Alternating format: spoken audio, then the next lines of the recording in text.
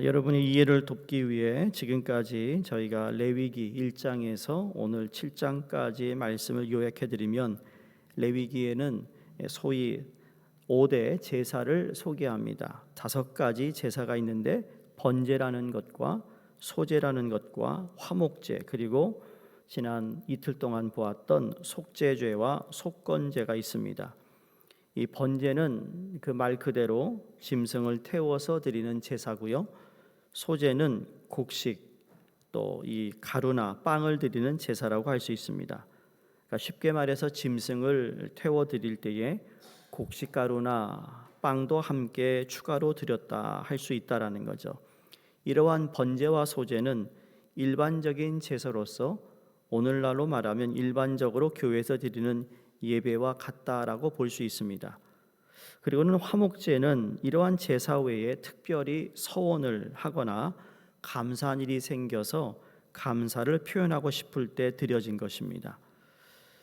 그러니까 옛날에 농촌이나 지금은 아니겠지만 이 미국에도 이 저쪽 노스 다코다나 사우스 다코다에 이 농가가 많은 쪽에서 목회하는 분들의 이야기가, 그 미국 교단에서 이 풀타임 교육자를 찾지 못하니까 그 옆 동네에 있는 두 교회를 이렇게 맡아서 목회하는 목사님들의 이야기 가운데, 이번에 우리 닭이 첫 달걀을 품고 나가지고 교육자한테 가져온다. 이번에 우리가 추수 때 첫 열매를 먼저 목사님께 가져온다. 이렇게 미국 사람들도 한다는 겁니다. 그러니까 그걸 하나님께 드린다. 그러니까 구약에서 얘기했던 이 화목제라는 것, 또 하나님께 곡식을 하나님께 올려드린다는 것, 이런 것들이 그냥 인간의 생각이 아니라 하나님께서 이미 구약에 하나님께 드려져야 할 제물이 어떻게 되는가, 그걸 통하여 예배를 올려드린다. 그러니까 오늘날로 말하면 하나님께 감사헌금을 드린다. 이게 화목제가 될 수도 있다라는 거죠. 하나님께 은혜를 너무 감사해서 이러한 헌금을 올려드린다. 그러니까 전혀 생소한 것이 아니라는 거예요. 그러니까 성경을 보면 가인이 드린 곡식 제사는 성경에 나오는 최초의 소제라고 말할 수 있고요. 아벨이 드린 제사는 성경에 나오는 최초의 번제라고 말할 수 있습니다. 가인과 아벨이나 노아나 아브라함과 같은 사람들이 살던 고대 시대에는 주로 짐승을 잡아 태워드리는 번제를 드렸고, 간혹 소제가 첨가되기도 했다라는 겁니다. 이때에는 많은 제사를 드리지 않았기 때문에 제사의 제도가 복잡하지 않았습니다. 그러나 모세 때 오면서 이 제사 제도가 많은 변화가 일어났는데, 우리가 알다시피 이스라엘은 이미 20세 이상의 장정만 60만 명이었습니다. 그래서 전체 약 200만 명이 출애굽을 합니다. 광야에서 제사를 드리는 숫자가 늘어나면서, 그래서 세밀하고 복잡한 제사 제도가 필요했던 것입니다. 사람과 사람 사이에서 일어나는 일들 가운데 어느 한 사람이 다른 사람에게 피해를 주고 잘못해서 그 사람을 죽이고, 그래서 모세율법에는 눈엔 눈, 이엔 이라라고 한 것처럼 그럴 수밖에 없었던 거예요. 그것을 이렇게 누가 오늘처럼 변호사가 나와가지고 그 배경을 다 조사하고 그리고 법정에 가서 그것을 해명하고 이럴 기회가, 시간이 만만치 않았다라는 겁니다. 그래서 하나님께서는 그들이 피할 성을 만들어 놓으시잖아요. 나중에 이스라엘 땅에 정착한 후에 피할 성이, 피할 성, 그거 뭐예요? 같이 일을 하다가 잘못 내가 도끼질을 해가지고 옆 사람 손가락을 잘랐어요. 그러면 이게 실수이기 때문에 어떡하죠? 그 사람은 자기 생명을, 손가락을 구하기 위해서 피할 성으로 도망가야 돼요. 자기가 도망가서 거기서 제사장에게 얘기를 해야 돼요. 이렇게 했다가 그 사람 손을 잘랐어요. 왜냐하면 그렇지 않으면 그 자리에서 그 손을 또 자르거든요. 그러니까 얼마나 하나님이 그것까지 다 생각하셨다라는 거예요. 그러니까 오늘 보면, 오늘 드려지는 우리의 예배는 이미 구약에서 했던 그 제사를 그대로 담고 있는 부분이 있다라는 겁니다. 단지 피를 우리가 보지 않고 있다라는 거예요. 그래서 하나님은 성막을 지으신 후에 아론의 아들들을 제사를 집례할 제사장으로 세웁니다. 12 지파 중에 레위 지파를 선택해서 제사의 일을 돕게 합니다. 하나님은 모세를 통해서 백성들이 드려야 할 자세한 제사 규례를 정해줍니다. 그래서 오늘 본문에서도 그렇지만 레위기 4장에도 그렇고 5장에도 보았던 것처럼 속건제와 속죄제와 같이 죄 사함을 위한 제사 제도의 일종이지만 그중 속건제의 고유한 특징은 보상의 의미를 가지고 있습니다. 곧 후일에 오실 그리스도께서 공의 하나님께 그분이 우리의 죄에 대하여 보상하셔야만 했던 사실을 조명해 주고 있습니다. 여러분, 죄 때문에 하나님의 복을 받을 수 없는 처지에 놓인 이스라엘 백성들이 이 제단에 나아가 희생 제사를 드려야 했으며 그렇게 함으로 비로소 죄를 용서받고 하나님과의 교제가 회복될 수 있었던 겁니다. 그러면 이 속건 제사를 통하여 오늘날 신약 시대 이후에 사는 우리에게 주시는 하나님의 교훈이 무엇일까라는 것을 함께 생각하기 원합니다. 자, 속죄제, 영어로 the sin offering. 그러니까 좀 더 쉬워요. 속건제는 the guilt offering입니다.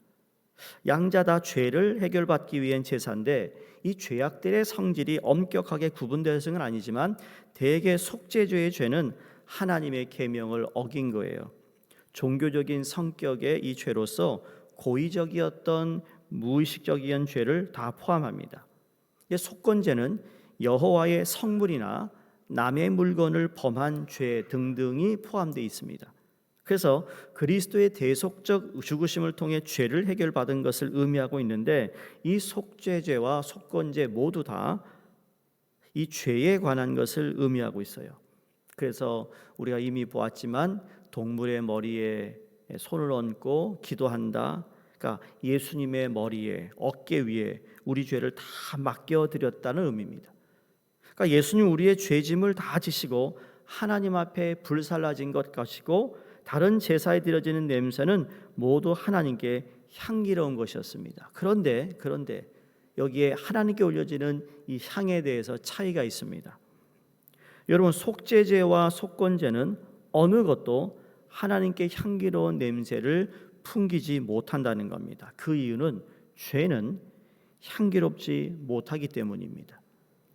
그리스도의 죽으심으로 우리 죄를 짊어지고 죄를 태우기 위해 죽으셨던 것, 그래서 그리스도의 죽음은 화목제적 성격서로서는 하나님께 향기로운 제물이 되었으나 속죄죄라는 성격으로 보았을 때는 향기롭지 못했습니다. 그래서 예수님이 십자가 달려 돌아가시는 그 순간 하늘이 어두워지고 구름이 끼고 하나님께서 3일 동안 부활시킬 때까지 아무런 말을 하지 않습니다. 하나님의 고개를 돌리셨습니다.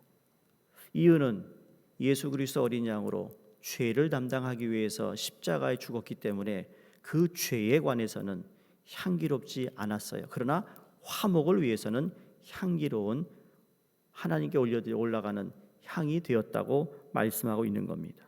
오늘 본문에 보시면 또다시 2절에 피가 나오고 3절에 기름이 나오고 7절에 고기의 내용이 나오는데 여러분, 피는 죽음의 증거로 누구나 볼 수 있는 곳에 뿌려졌다라는 거예요. 그리스도의 죽으심은 이처럼 어떤 사람에게든지 알려진 일로 그 대속하심은 한편 구속에서 행해진 것이 아니라 많은 사람들이 보는 공개적인 죽음과 피 흘림이었다라는 것을 우리에게 말씀하고 있습니다. 그 다음에 기름은 마음의 아름다운 정과 뜻을 가리킵니다. 이 기름은 온전히 하나님께 드려졌습니다. 이건 그리스도의 정과 뜻은 하나님의 것이라는 거예요. 오늘 본문에서 고기는 제사장이 먹었다고 나오는데 여러분, 그것으로 이것을 드린 사람은 하나님께 간합된 것을 알리는 겁니다. 제사장이 그 거룩한 것을 제사를 드리며 먹고 있다라는 건 누군가가 죄사함을 받았고 누군가가 화목제를 올려 지금 제사장들이 그걸 먹고 있다. 그러니까 표면적 증거로 남기는 것이라는 거죠. 그러면 오늘날 우리는 어떤 희생의 제사를 드려야 할까라는 것을 묻지 않을 수가 없습니다. 왜? 더 이상 우리는 하나님께 예배 드릴 때 뭐 동물을 잡거나 뭐 소를 잡거나 이렇지 않습니다. 피 흘리는 제사를 더 이상 하지 않습니다. 그 이유는 예수 그리스도께서 단번에 영원한 효력을 미치는 제사가 드려졌기 때문입니다. 그래서 이걸 sacrificial love라고 합니다.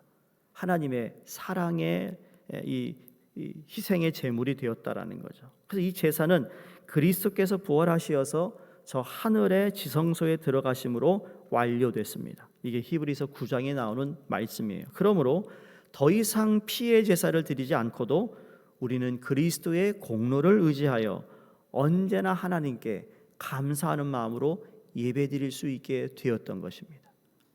여러분이 일주일 동안 살면서 남의 물건을 훔치고 남에게 잘못한 걸 가지고 만약에 속건제를 드려야 되고, 하나님께 잘못한 죄를 가지고 속죄제를 또 드려야 되고, 화목을 위해서 또 화목제를 드려야 되고, 이렇게 분리해서 만약에 예배를 제사를 드린다면 정말 얼마나 이게 쉽지 않은 일이지 않아요? 그런데 예수님이 단 한 번의 그 영원한 효력을 십자가에서 죽으심으로 그 영향력, 그 효력을 나타냈다라는 말씀입니다. 그런데 성경은 우리에게 또 하나의 희생적 제사를 가르치고 있습니다. 그건 그리스도인들의 희생적 삶입니다.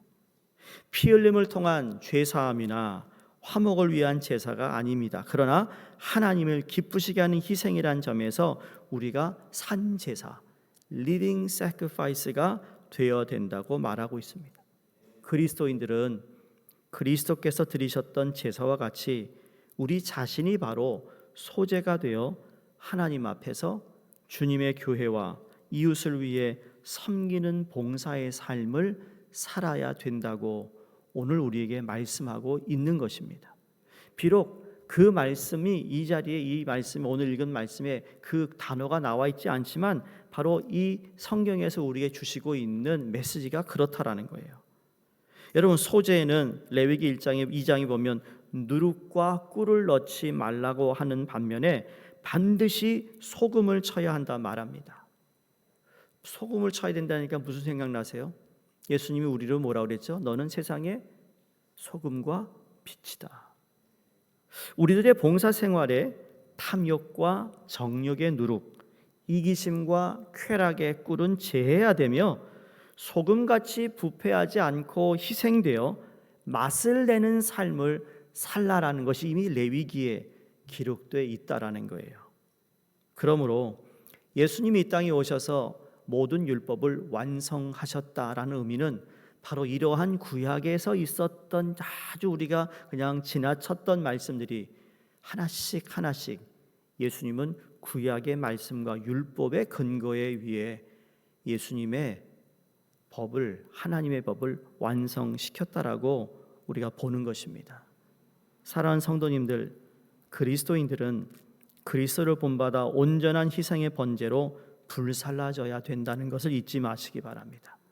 하나님을 본받아 세상의 죄와 구별되어 거룩해야 된다는 것도 잊지 마시기 바랍니다.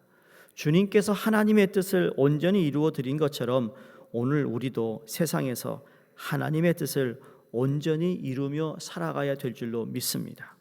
우리의 삶은 만약에 여러분 다 타지 않은 재물이다, 하나님이 기뻐하지 않는 가인의 재물과 같지는 않은가? 오늘 아침에 우리는 돌아봐야 합니다. 태워져야 되는데 태워지지 않은, 타다가 마는 재물은 아닌가? 하나님께서 기뻐 받으시는 재물은 재물이 되어야 되는데 그렇지 못한 우리의 모습은 아닌가라는 거예요. 300년간 하나님과 동행했던 에녹 기억하시죠? 이세벨과 아합의 권력에 싸우다 불교병과 회리바람을 타고 승천한 엘리야를 기억하시죠?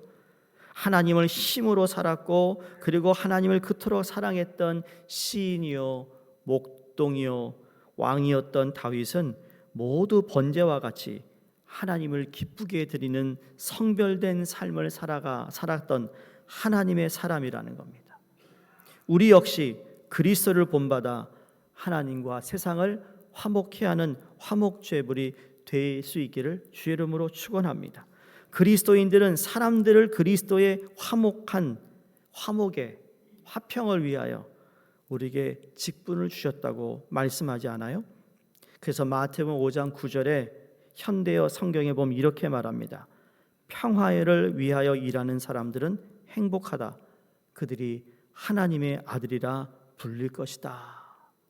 사랑하는 성도님들, 하나님 앞에 온전한 번제로서, 온전한 소제로서, 온전한 화목제물로서 내 삶과 생활을 통해 내 몸으로 산제사를 드리는 저희가 되어야 함을 기억하며 우리의 예배와 예물을 기쁘게 받으시는 하나님을 높이 올려드리는 그러한 삶, 하나님께서 기뻐하시는 삶이 되시기를 주 이름으로 축원드립니다. 기도하겠습니다. 하나님 감사합니다. 오늘도 주신 말씀을 통해서 하나님께서 왜 속죄제와 속건제와 또 번제와 소제와 화목제를 이렇게 구분하여 이스라엘 백성들에게 그렇게 하나님께 제사를 드리라고 했는지를 조금이나마 이해하며 알게 하심에 감사를 드립니다.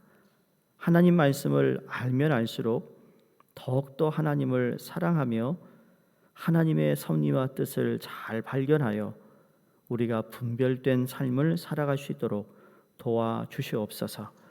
우리가 하나님께 드려지는 예배가 비록 피를 흘리진 않지만 단 한 번의 십자가에서 흘리신 예수 그리스도의 보혈로 말미암아 하나님께 감사함으로 담대함으로 보좌 앞에 나오게 하신 하나님의 은혜에 감사를 드리며 우리가 하나님 온전히 태워지는 하나님 살아있는 제물이 되게 하시고 하나님께서 기뻐하시는 예배를 드리는 저희 모두가 되게 하여 주시옵소서. 감사드리며 예수님 이름으로 기도드리옵나이다. 아멘. 함께 기도하겠습니다. 오늘은 금요일 아시아권 선교를 위해 방글라데시 다스젤라드 리스파 선교사님과 태국의 박윤식 박명순 선교사님, 라오스의 최춘호 선교사님 위해서 함께 기도해 주시고 또 우리 모든 사순절 기간 가운데 성도님들의 말씀의 묵상과 전교인 캠페인을 통해서 하나님의 온전한 뜻을 알게 해 주시옵소서. 또 지켜 주시옵소서. 건강을 허락해 주시옵소서. 함께 기도하겠습니다. 할렐루야. 하나님